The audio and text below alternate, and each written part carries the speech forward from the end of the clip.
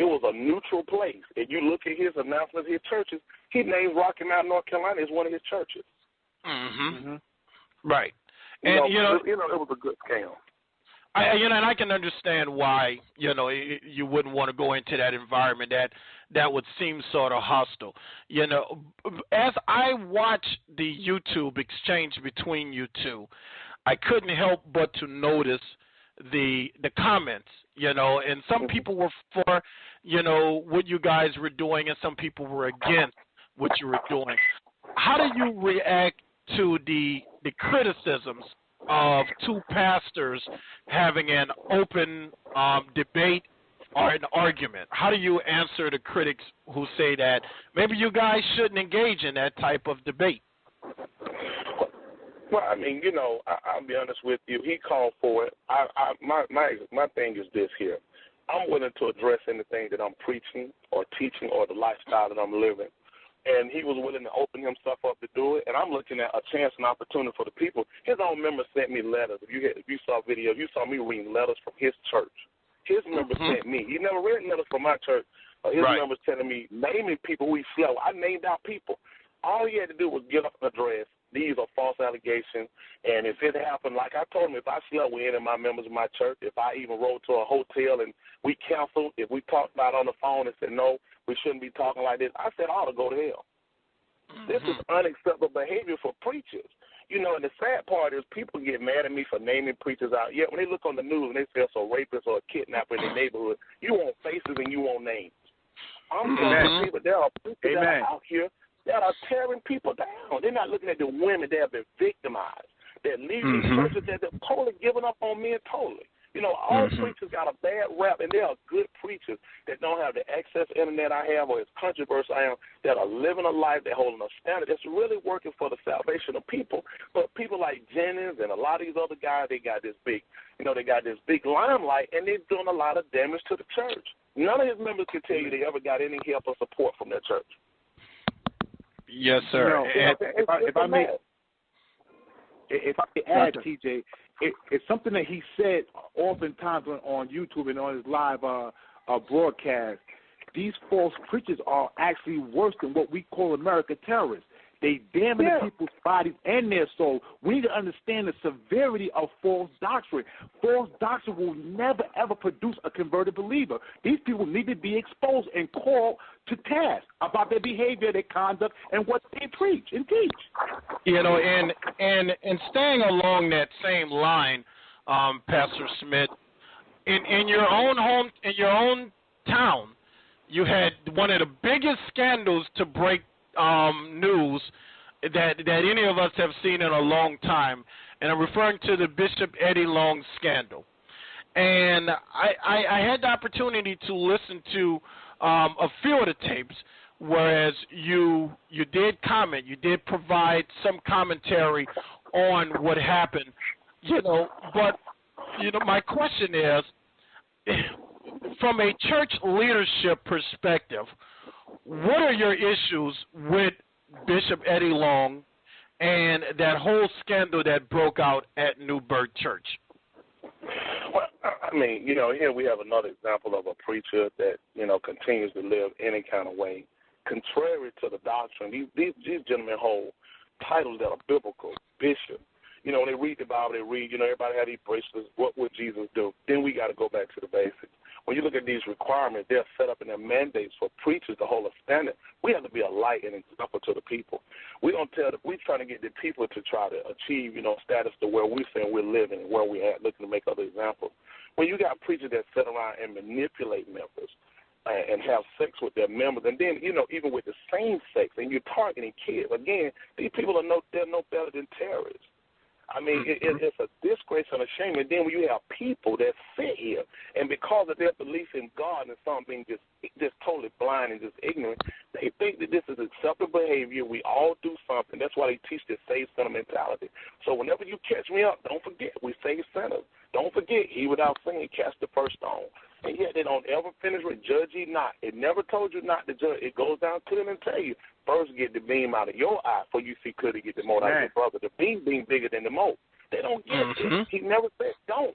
But you can't judge when you're not living a better or acceptable life. I carry the same title he carried as an elder or bishop. Yeah, I'm telling the people, this is my lifestyle. You will not find a video on YouTube that is exposing me for having sex with my member, exposing me for being a liar, exposing me for being a thief, exposing me for being an adulterer, a child molester. You're just going to get a lot of people kind of, Smith false, Smith not right, Smith blind, he's a cult leader. According to what? It's never according to about, yet when I'm condemning these people about a lifestyle. It's based upon, this is the Bible. This is what we're saying we believe in. This is what we're saying. This is the God we're saying we worshiping. Why do you have all these different behaviors that are contrary? I use this example to my member. I have a couple of members that speak multiple languages. I ask them 2 plus 2 in English is 4. In other languages, I ask them, what is 2 plus 2? It sounds different, but it equates to the same mathematical knowledge. Yet, no matter where you go, 2 plus 2 is 4, no matter which English, whatever, dialect, whatever nationality you're from. Yet when we take the Bible, it's open to everybody's interpretation of the same nation, let alone when you get the other nationality. And then everybody making this, what's the purpose of having the Bible? Everybody has something different coming from the same Bible. And when you molested these kids, this man should be in prison for no less than 958 years. And then another 567,000 years of probation. It's pathetic. Is there an issue in Atlanta with homosexuality and the ministry? But we have a lot over here. Unfortunately, Atlanta is being named the number 2 city in the United States for homosexuality, number 1 for, quote unquote, black homosexuals. And I mean, and that's a sad state. They got a video I think going on. I just had a gay pastor here in Atlanta called a gay bishop that accused me, said I'm preaching against him because I want him. I mean, it's pathetic. These guys carry office as a bishop who has to be blameless, husband of one wife. How can you be a bishop and you're openly homosexual? And you tell me when I get to heaven, he'll already be there. Are you getting a lot of resistance and rebuttals from the gay community in Atlanta?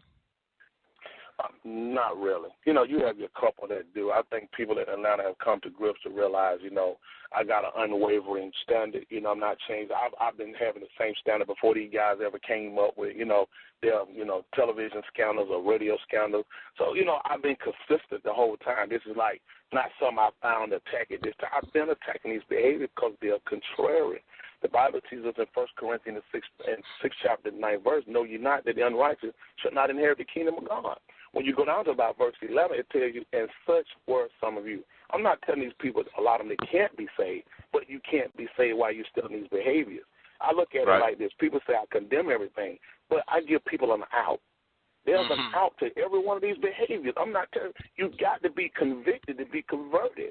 And the problem is there's no conviction. A drug dealer can come to church smelling like marijuana. I mean, another man can bring another woman to church and he's married and everyone here knows it. There's no conviction. A man can come to church as a cross-dresser. Dr. Neal had a question from someone that sent in to him, and I wanted him to pass that on and present that to you. Okay, I want to get something in first. How you doing, Pastor Smith?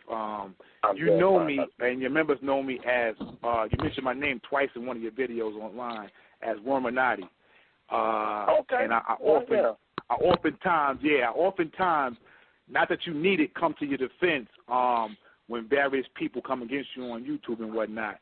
But first thing I'd like to say is I've been asked oftentimes from friends and people through the Internet world is sometimes your approach can come off hard or harsh. And it doesn't offend me or bother me. But from a biblical standpoint, what's the premise or the foundation of you sometimes often calling people sissies, bulldaggers, faggots, and whatnot? Would that be considered your words being seasoned with grace? Well, I mean, you got to look at this at the same point. Jesus himself, he attacked people, calling them vipers. A hypocrite doesn't sound right. Isn't a nice word, as we look at it. But, yeah, he was attacking people to convict them. Even when you look at the 2nd chapter, Acts of the Apostle, when the Holy Ghost was first poured down upon the Jews, he even went down, and when he began to convict them on the fact of, you are the same people that killed Jesus. This couldn't have made them feel well. But it said now when they heard this, they were pricked in their heart. These behaviors have been lightening into people to the effect of we're calling people gay supposed to mean happy. Now we call them happy, being contrary. Then where's the conviction to be converted? You know, a lot of things we're saying to people, as long as we dress it up, it's like when a person smokes crack. What do we call them? A crackhead. Yeah, I mean, you know, that's not a good name you say, but it's to kind of make them feel like the state that you're in is wrong.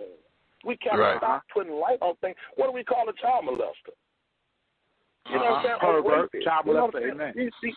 Yeah, we call them something that really, you know, convicts them to make them realize your behavior, we put a name on it and demonize it so people get away from these behaviors. And I'm trying to convict people to make a change. They're not changing. The church is becoming overloaded.